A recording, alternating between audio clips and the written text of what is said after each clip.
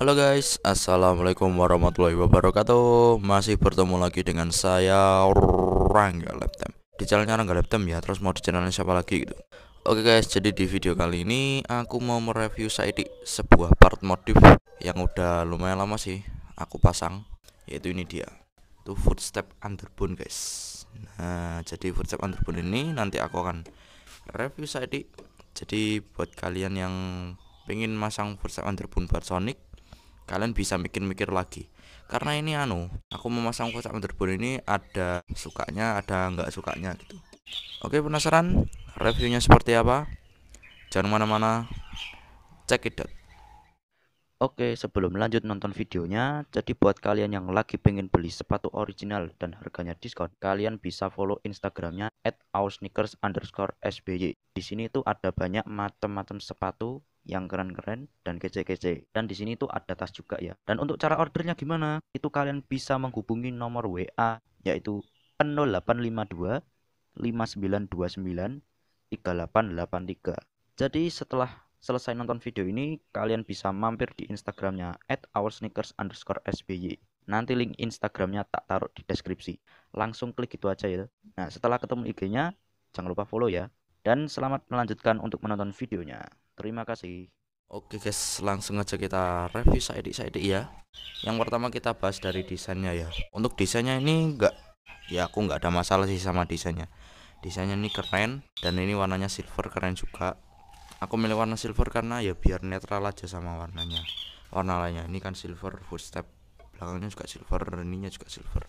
Jadi desainnya seperti ini. Biasanya footstep underbone yang desainnya kayak gini ini tuh yang paling murah.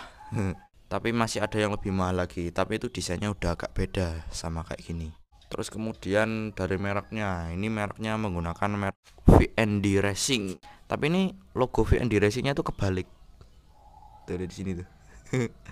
Logonya kebalik. Jadi pas aku habis beli underbone-nya ini terus tak rakit-rakit, agak bingung gitu. Jadi akhirnya itu tak tak kalah kali, terus tak coba-coba terus aja, ternyata iyalah VND-nya kebalik. Tapi alhamdulillah jadinya seperti ini.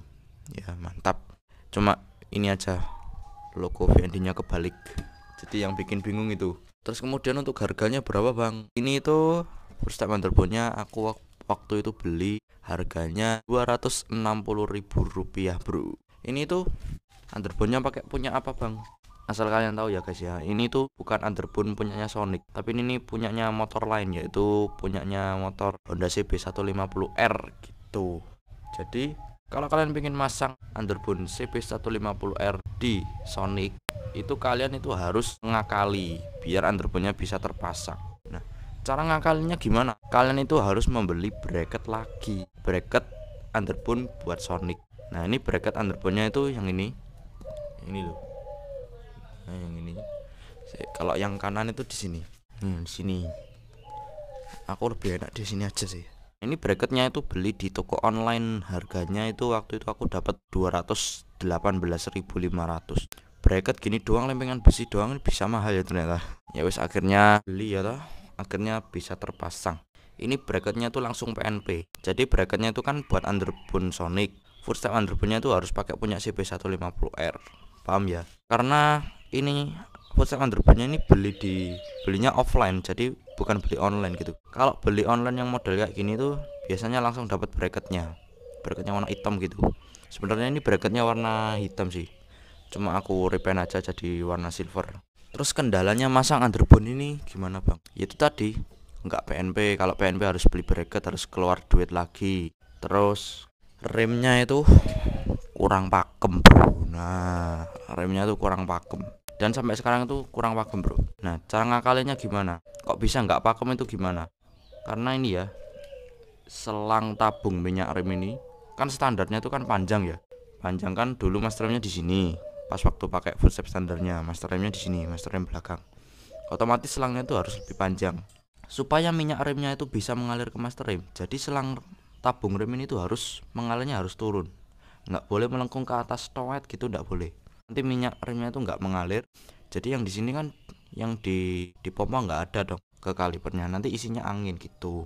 Jadi setelah aku ganti pakai footstep underbone, otomatis master remnya itu lebih tinggi, lebih mundur. Jadi selang tabung minyak remnya ini aku pendekin. Tapi kalau kalian nggak mau pendekin, kalian bisa pindah tabung minyak remnya ini ke sini. Nggak tahu caranya gimana, mungkin pakai bracket besi gitu mungkin bisa ya. Yang penting selang tabung minyak remnya tuh harus mengalir, harus turun seret gitu, nggak boleh naik gini, nggak boleh menanjak gitu, nggak boleh. Tapi setelah tak akalin gini masih tetap nggak pakem gitu.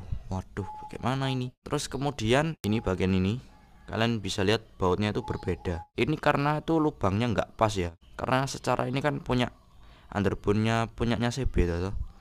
Mungkin master rem belakang CB150R sama Sonic ini mungkin beda ya penempatan bautnya. Ya akhirnya diakalin sama orang bengkel. Ini pakai baut gini, ini pakai baut kecil banget. Tuh lihat di sini. Terus diganjel sama mur, terus ini dikasih mur kecil belakang. Jadi biar bisa kepasang gitu. Terus kemudian ini switch rem belakang nggak ada kabel, nggak ada penariknya gitu. Jadi kalau ini misalnya diinjak, lampu rem belakang itu nggak semakin terang gitu, jadi tetap aja. Karena ada cantolannya di sini dulu. Cantolan di sini itu hilang, nggak tahu lepas sendiri gitu. Jadi ada cantolan di sini terus disambungkan gitu. Nah kalau kalian misalnya beli di toko online, kemungkinan kalian dikasih bracket lagi ini. Jadi biar pas gitu lubangnya. Jadi karena ini aku belinya offline, jadi belinya ndak online, jadi ya itu harus beli bracket lagi, harus ngakalin ini lagi gitu. Terus bracket ini juga yang sebelah kanan itu kurang presisi ya. Jadi lubang dudukan yang ada di sini, yang ini loh, sama lubang di bracket sini itu kan ada 2 lubang. Jadi lubang di, kalau misalnya di sini ya, lubang di sini, lubangnya dudukan bracketnya di sini, sama lubang bracketnya tuh nggak sejajar gitu. Jadi agak menceng sedikit gitu. Jadi tidak satu garis lurus. Jadi akhirnya ya dipaksa seperti ini. Sebenarnya kalau beli bracket itu dikasih kayak bos-bosan gitu loh. Jadi buat dipasang di tengah-tengah ini. Jadi biar nggak nekuk, karena lubangnya ini nggak presisi. Jadi ya tak paksa aja, tapi alhamdulillah bisa. Dan ini baut ini kepanjangan, jadi tak ganjel pakai mur, 2 buah mur. Nah ini juga menceng. Nah efeknya itu underbone-nya itu miring, jadinya miring ke bawah gitu, nggak lurus gini, jadi agak miring ke bawah gitu. Ya itu sih yang bikin kesel. Nah sekarang kelebihannya apa sih kalau pakai footstep underbone itu? Kelebihannya adalah tampilan motor bisa menjadi racing look ya. Karena underbone itu, footstep underbone itu kan biasanya tuh buat balap-balapan gitu. Ya bisa menambah racing look dan kekerenan motor kalian. Iya. Terus kemudian kelebihan yang kedua, bisa buat cornering miring-miring. Jadi kan footstep underbone itu lebih tinggi ya daripada footstep yang standar. Kalau misalnya footstep standar di sini, nah footstep underbone itu di sini. Jadi kalau kalian misalnya buat cornering gitu ya, itu lebih pede, lebih enak gitu. Karena kalau semakin tinggi footstepnya ini, itu jarak. Jadi kalau kalian pas miring gitu, footstepnya tuh tidak cepat menyentuh ke aspal. Kalau misalnya footstepnya di sini, karena cornering belum miring banget, udah nggak seru. Tapi kalau pakai footstep underbone ini kan dia udah sudah lebih tinggi daripada footstep standar. Jadi kalau cornering itu bisa lebih miring ya, seret gitu. Tapi aku nggak berani cornering, takut jatuh. Untuk kelebihan yang ketiga, ini bisa dibuat GP shift bro. Nah, apa sih GP shift itu? Jadi itu pola transmisi untuk memindah giginya tuh bisa dibalik. Jadi kalau biasanya motor-motor kopling gitu ya, gigi 1 itu ke bawah, gigi 2 sampai gigi 6 itu ke atas. Tapi ini punya aku itu tak balik. Jadi gigi 1 itu ke atas, gigi 2 sampai gigi 6 ke bawah. Nah kalau pengen kurangi giginya ya tinggal dicongkel aja, ngek gitu. Untuk kesan pertamanya sih ya agak bingung ya, tapi karena aku udah terbiasa wis kulino, jadi ya udah tau lah pola transmisinya seperti apa. Terus kemudian kekurangannya apa? Nah jadi ini ada kekurangannya juga. Kekurangannya adalah yaitu tadi remnya nggak pakem wis. Nah remnya jadi kurang pakem karena ini tuas remnya itu lebih pendek daripada tuas rem bawaan dari Sonic ini. Jadi pena-penaan ini loh. Kalau kita misalnya mendorong sebuah pintu ya, kalau kita dorong dari sisi terluarnya pintu, otomatis itu kan lebih ringan ya. Nah, kalau kalian misalnya mendorong pintu dari sisi terdalam sebuah pintu, Jadi kalau kalian mendorongnya tuh deket dari engselnya, dari titik tumpunya, itu kan akan semakin berat. Nah, sama aja seperti ini. Kalau ini semakin pendek, jadi kalau ngerem dia tuh tekanannya kurang kuat gitu. Kalau kalian misalnya ngerem dari sini itu kan jauh lebih jos, jauh lebih ringan jret. Nah, kalau kalian misalnya ngeremnya dari sini, otomatis kan lebih berat gitu. Jadi logikanya seperti itu. Nah, BTW ini kan congkelannya nih aku pakai baut ya. Karena itu kan waktu itu dulu sebelumnya kan dikasih kayak item-item gitu untuk pencongkelnya gitu, untuk pedal penginjak rem. Nah, karena itu sebelahnya hilang, jadi ya tak ganti pakai model baut ini, baut panjang gitu, baut ukuran 10 gitu. Jadi kanan kiri tak kasih seperti itu. Terus kemudian ini tak kasih selang selang akuarium, biar nanti aku kalau misalnya pakai sepatunya ndak rusak. Terus kemudian di sini tak kasih kabel tis biar selang akuariumnya nggak mondar-mandir. Terus kemudian kekurangan yang ketiga, nah ini, kalau misalnya kalian boncengan ya, footstep pembonceng itu, footstep yang dibonceng itu deket banget sama footstep underbone ini. Jadi kan pas waktu aku menggonceng temanku itu, mereka ngira kalau ini tuh footstep belakang, padahal ini kan footstep depan. Jadi aku bilangin, ini loh footstep yang belakang ini. Oh alah gitu. Nah, pas aku goncengan itu kakinya tuh mepet banget gitu sama pembonceng gini. Kan kakinya di sini pembonceng. Nah, itu kan mepet sama kakiku di sini. Jadi sehingga itu kurang nyaman gitu kalau misalnya dipakai boncengan. Jadi di sini kesimpulannya adalah kalau kalian pengen masang underbone buat Sonic, kalian itu harus pikir-pikir dulu lah. Karena itu ribet banget gitu. Kalian harus beli bracket, kalian harus ngakalin selang tabung remnya, karena nggak pakem ya itu tadi. Terus di sini kan kayak ada cantolannya di sini untuk menarik switch rem belakang. Nah, itu kalau kalian misalnya belinya offline itu kalian nggak dapat kayak penghubung gitu loh. Nah, jadi itu aku ngakalinnya pakai kabel tis. Jadi untuk menarik ininya loh, pernya ini ke sininya. Itu kan nggak sampai ya itu pernya. Jadi tak akalin pakai kabel tis biar bisa narik gitu. Tapi sekarang cantolannya udah hilang, ya wes nggak bisa ngerem. Bukan nggak bisa ngerem, switch remnya itu nggak berfungsi gitu. Tapi enaknya itu bisa di GP shift gitu. Terus di footstep underbone ini itu yang sebelah kanan ini udah kendor. Jadi bearingnya di sini tuh udah kendor gitu, udah gil-gil lah gitu. Jadi sehingga agak gimana gitu, kurang presisi gitu. Jadi sebenarnya aku beli ini agak merasa menyesal ya, karena aku beli yang murah, beli yang harganya yang paling murah gitu. Karena dulu kan budgetku terbatas gitu. Jadi kalau kalian pengen modif itu jangan gegabah, jangan buru-buru.